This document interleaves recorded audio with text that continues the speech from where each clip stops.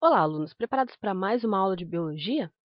Antes de começar, eu queria apresentar para vocês este simpático senhor que dá início à aula de hoje, o senhor Louis Pasteur.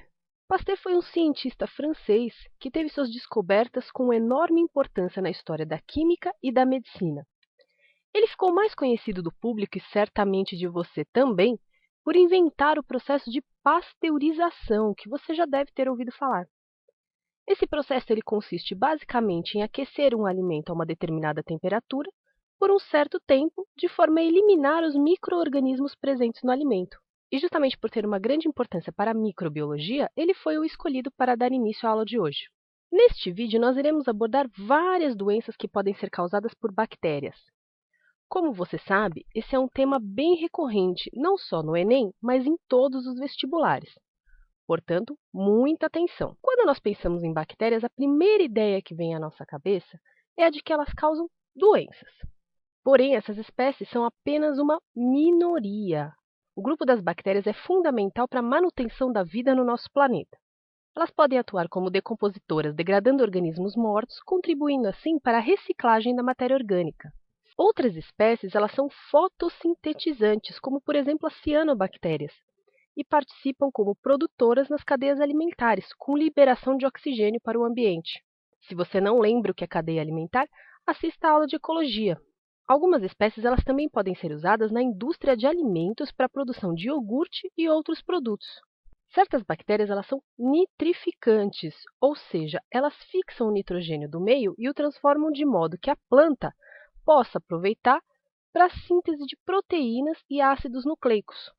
Essas bactérias elas são fundamentais no ciclo do nitrogênio, tema que você pode aprofundar assistindo a aula de ciclos biogeoquímicos.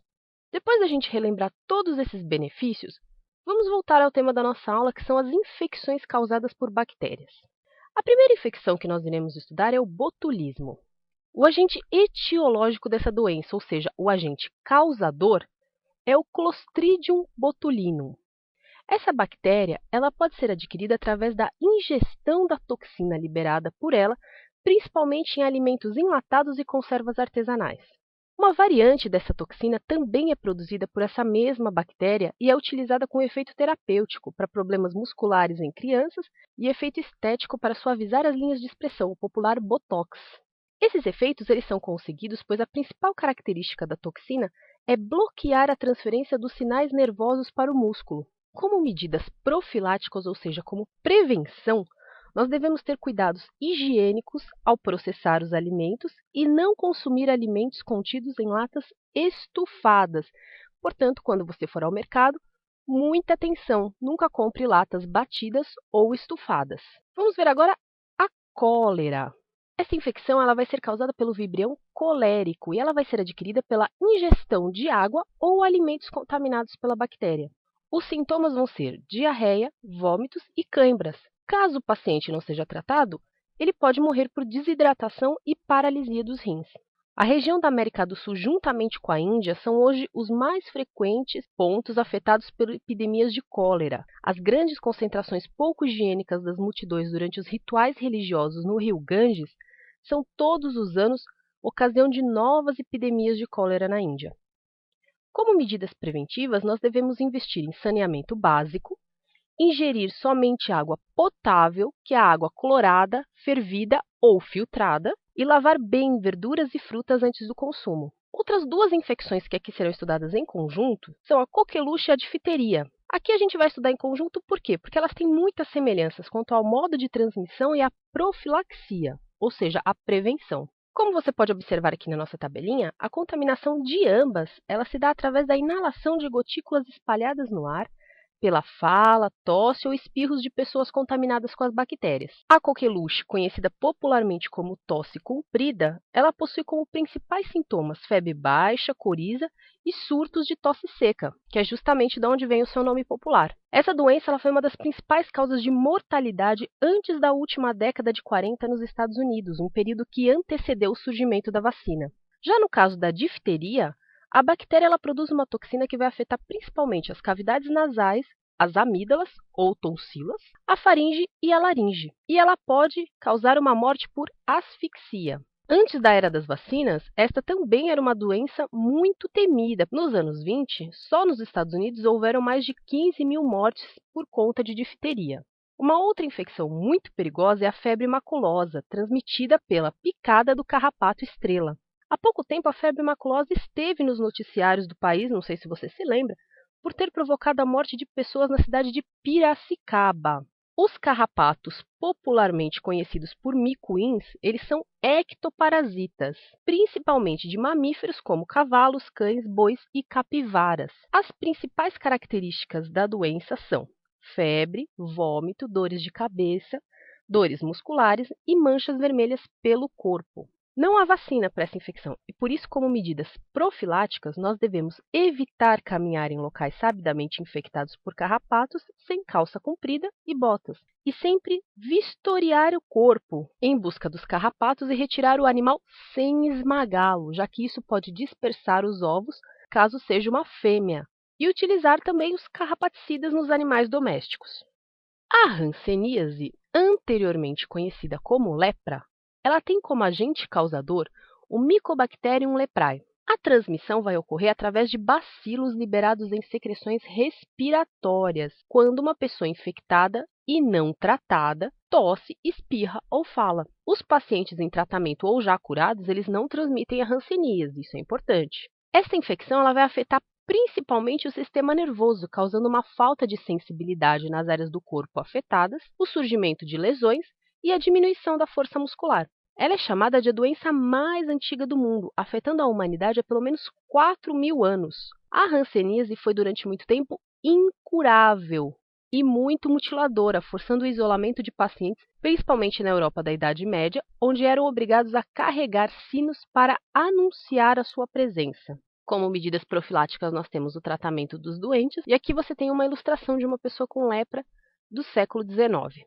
Nós temos também uma outra bacteriose muito conhecida, que é a leptospirose. Ela é transmitida quando as bactérias do gênero Leptospira, presentes na urina de animais, contaminam água e alimentos. A penetração das bactérias vai ocorrer através de lesões da pele e mucosas da boca, narina e olhos. Os principais sintomas vão ser febre alta, dor de cabeça, náuseas, vômitos e podem levar à morte. A leptospirose ela é muito comum em épocas de enchente, por isso, como principal medida profilática, nós devemos evitar o contato com águas de enchente, não consumir alimentos que tenham entrado em contato com esta água. Nas residências onde há o aparecimento de ratos, os alimentos devem ser muito bem guardados em recipientes fechados ou nas geladeiras. E também é muito importante, como medida profilática, o tratamento do lixo e o tratamento da água. O tratamento do lixo evita o aumento do número de ratos. Certo, pessoal? Nós vamos falar agora sobre a meningite epidêmica, outra doença que você já deve também ter ouvido falar. A meningite ela é causada por uma bactéria conhecida como meningococo.